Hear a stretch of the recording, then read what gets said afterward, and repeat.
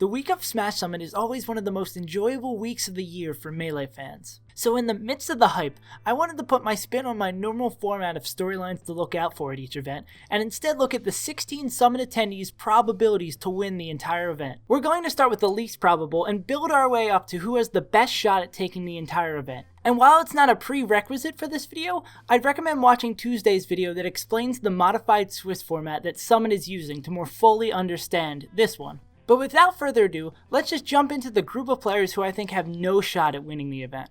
Zane is by far the player that I think has absolutely the worst shot at winning or even get a decent placing at Summit. This is not only because he's the lowest ranked player in attendance by a wide margin, but every single player will be playing as many friendlies as they can with him to prepare themselves for Hungrybox, which will actually probably be fantastic for Zane's improvement in the long run. But even with the long-term improvement that will come out of Summit, I think Zane is the easy pick for the player who will go 0-3 in Pool B. And sadly, my prediction for him is that he'll be the only player at Summit that go completely winless. Next up we have Ginger, who may not have a chance at winning the event, but does have a non-zero chance of being able to sneak his way out of pools on winner's side. The key to doing this would be beating Zane in the projected second round matchup, which is for sure doable, but it is a tall task for Ginger, who was 3-0'd by him at Sweet 31. If he's able to pull that off, he'd be 1-1 and facing off against Wizrope to finish on winner's side, who recently was able to take a game off at Full Bloom 4. But Ginger pulling off both these upsets is very unlikely to happen, and we'll most likely see him facing off against Westballs or SFAT, trying not to go 0-3 in pools.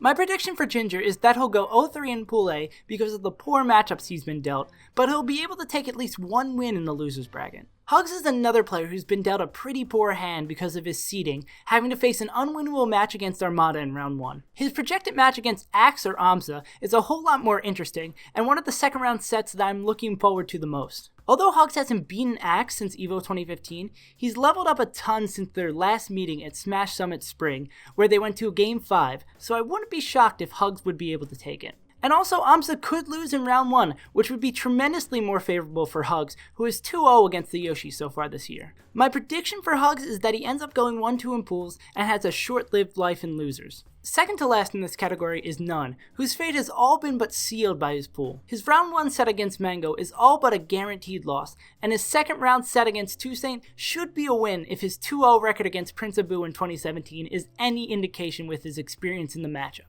In round 3, he'll be up against Axe, who is 0-2 against in 2017, or Amza, who he hasn't ever played against, which most likely will be setting him up for a 1-2 finish in pools. From there, his loser's run will be heavily dependent on who he gets thrown up against, and that uncertainty leads me to predict a 1-3 finish for him. And lastly, we have Zane, who is put in his dream pool that is full of spaces, but he is only projected to play 1 in his first 3 matchups. The story of his first 2 rounds being all but set in stone with his matches against Mewtwo King, then Ginger, is the same tale of going 1-1 that we've seen with players before on this list. But in round 3, we'll most likely get to see a Genesis 5 rematch between him and Wizrobe, which was an intense Game 5 situation last time that Zane just couldn't close out. But his present for exacting his revenge is a date with Hungrybox in winner's bracket, which essentially means just starting higher in loser's bracket. Zane's spacey-filled pool may actually end up biting him in the end, depending on how the final bracket is set up to avoid people playing players from the same pool, so it'll be interesting to see how Zane performs.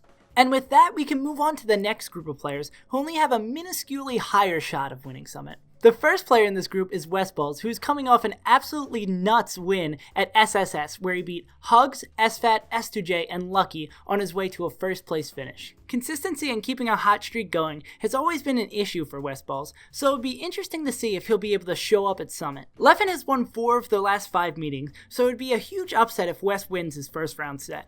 After that, he has SFAT, who I'd say Westballs is slightly favored against because of his win on Sunday, but their head-to-head has always been a back and forth, so it's tough to give a definite call. But no matter how it goes, Westballs is probably going to finish 1-2, because if he wins, he is Mewtwo King, who he is 0-14 against in the last 8 years, and if he loses, he has to face off with Ginger in the Falco Ditto, which he should win. If he's able to bring the heat that he brought at SSS, which I really hope he does, I can see him netting 2 wins and losers at the very least. In the same group with him, we have the aforementioned SFAT, who's a rough first round date with Wizrobe, who he's 0-6 against in the last 2 years. He then falls in the same situation as Westballs that will most likely have him finishing 1 and 2, but he was 3 and 4 against Mewtwo last year, so there is a higher possibility that SFAT could take a win over Mewtwo 2 summits in a row. However, this win over Mewtwo would set him up for a date with Armada in winner's bracket, where he doesn't have nearly as good odds. I think we can expect SFAT to do what SFAT typically does and put up a solid but not overwhelmingly amazing performance at Summit. And then we jump to the group of players that could win Summit if all of the stars align, giving them a perfect bracket and they performed up to their highest potential. First off, we have Axe, the least likely of the three to be gifted a perfect bracket. The difficulty of him pulling off a deep run in winners is going to be largely decided if he's able to win his first match against Amza, who he recently lost 0-3 to at EGLX. He's got Armada then none, which most likely leaves him sitting at 2-1, with a tough match against Plup in winners round 1. But if he loses, he's got a tougher time going 2-1, but a better chance at making a run in winners. With a round 1 loss, he's got the uncharted waters of Hugo to play in round 2 that he should win, which would lead him to be facing Mango in round 3. He lost a heartbreaking last hit game 5 set against him at Genesis 5, which means beating him is quite possible. This would set him up in winner's side against Leffen instead, who he has a much better shot at beating than Plup with the recent grueling 10-game set at Flatiron. So with that being said, much of Axe's run at Summit relies on how this set against Amza pans out, so it's for sure one of the most important sets to watch out for this weekend. Next up, we have the other side of that first round matchup, Amza, who has the potential to pull off one of the greatest Cinderella runs of all time if all the pieces fall perfectly into place. The first and most important one is winning his match against Axe. If he's not able to easily handle him like he did at EGLX, this amazing potential for a great story falls apart. After that, he has Armada and none, which should lead him to finishing 2-1 with a first round winners matchup against Plup. And you might remember that the last time these two players met was at GTX, where Amsa won the set 2-0, so this is far from an unwinnable matchup, especially if Plup doesn't get enough friendlies against Amsa throughout the weekend. And if Amsa is able to pull off that wild upset, he would play the winner of Armada Mewtwo. If Amsa wins that match, there's almost no chance Amsa can take out his Peach. But Mewtwo did win the last time those two met at Canada Cup. So then in a perfect world, we would have Amsa versus Mewtwo in winners semis, which is the matchup Amsa last won 3-1 at EGLX, which a repeat would leave Amsa sitting at winners finals in Summit. Now there's absolutely a minuscule chance that all of this happens, but be on the lookout for this dream coming true if Amsa beats Axe in round 1. Closing off this section, we have Wizrobe, who we've already touched on a bit in the SFAT and Zane sections. His projected path of SFAT, Leffen, Zane most likely has him finishing 2-1, even if he's able to pull the big upset over Leffen, who he did beat in their last meeting at DreamHack Winner. Wizrobe is actually most likely better off losing to Leffen, as he would have Hungrybox in winners finals, who he was 2-5 against last year, instead of Mango, who he went 0-3 against. Either way, Wizrobe is very realistically going to have to make his impact with the losers run, which is something I'm excited to see. Next up, we have our last group that contains more than one player. All of the players in this group could very realistically win Summit if they played like they did at their peaks, but it's hard to tell if they're going to show up at this event. Mango easily has the lowest probability of winning within this group because of how he's been known to enjoy the festivities of Summit instead of focusing on the tournament itself. With this, and the fact that he's projected to face Axe in round 3 of pools, he's also the most likely of the three to not make it out on winner's side. The moment that I think will define how the rest of Mango's Summit will go is his round 2 set against Hungrybox. If they have a close set, Mango will fight hard in his projected matches against Axe and Leffen to get another shot at Jigglypuff. But if Hungrybox dominates him in a quick 3-0, we might see Mango coming out of pools on loser's side. Overall, Mango's such a difficult player to predict how he's going to perform, so this high variability leaves me to put him at the bottom of this category. Next up on the list is Mewtwo, who just like Mango is such a hard player to predict how well he's going to perform. I don't think he'll outplace Mango at the event, but I've placed him higher on this list because he's got one of the best shots out of any of the top 6 of beating Hungrybox. Armada, Mango, and Leffen are 0-5 in their last sets at majors against Hungrybox, but Plup and Mewtwo are both 2-3 against him. But for him to even get a shot to face him, Mewtwo is going to have to beat Armada, who he was able to beat the last time they met at Canada Cup, and Plup, who he lost 3 of their last 4 sets against, which is quite a tall order to do both. So I guess we'll have to wait and see which version of Mewtwo shows up to Summit. And lastly, we have the former best player in the world, Armada, who has been a shell of his former self lately. He does have a pretty safe ride to winners with his projected schedule of Hugs, Amsa, and Hungrybox, but he's got the same wall of Plup to get in his way if he's able to beat Mewtwo, of which Plup 3-0'd him last time they met at Genesis 5. For me, Summit 6 is shaping up to be an important event for Armada, where he will either prove that he's just been in a slump and that #1 player in the world with the insane consistency is still down there somewhere, or we will see how he's failing to keep up with Leffen and Plup as they sprint past him. Following Armada is Leffen in a league of his own above the 3 previously mentioned players. He's been so close to beating Hungrybox so many times, and he'll be looking to close out a set against him for the first time since the Big House 7. But where he will potentially be meeting Hungrybox has a lot to do with how his projected round 3 pools match against Plup goes, who he hasn't played yet in 2018.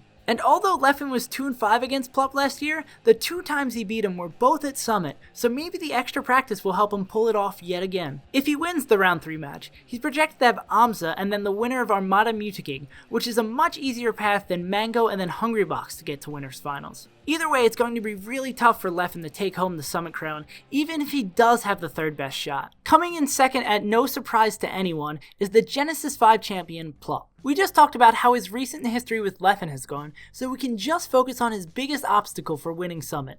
Hungrybox. Plup is the only player so far in 2018 to be able to take a single set off of Hungrybox, which he has done 3 out of the 10 times they've met so far in 2018, so he is by far the most capable of disrupting Hungrybox's domination. But even so, it's going to be quite a hard uphill climb, especially if he has to play 2 or 3 sets against him at the event. He does have practice with Zane and some of the best players in the world to help him out, so if he was able to do it, now would most likely be the time, but we're gonna have to wait and see. And finally, we have the clear favorite to win Summit 6, Hungrybox. There's not much to be said that hasn't already been said about Hungrybox in the previous blurbs about how enormous of a threat he actually is. Summit will either end with Hungrybox's legacy as one of the greatest players of all time being cemented even further, or with someone pulling off a wild upset over one of Melee's most dominant players ever. And yeah, that's about it for this video. I'm gonna make this wrap up super short and sweet because I did not expect this video to be this long.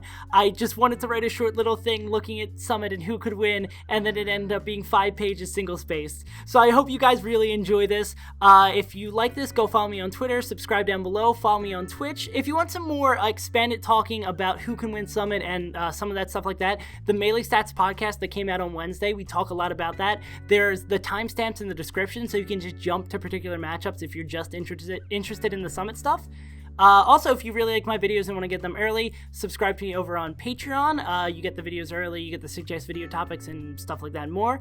And I think that's about it. I've been SaveAsUntitled. I hope you guys enjoyed this video, and I will see you guys next time.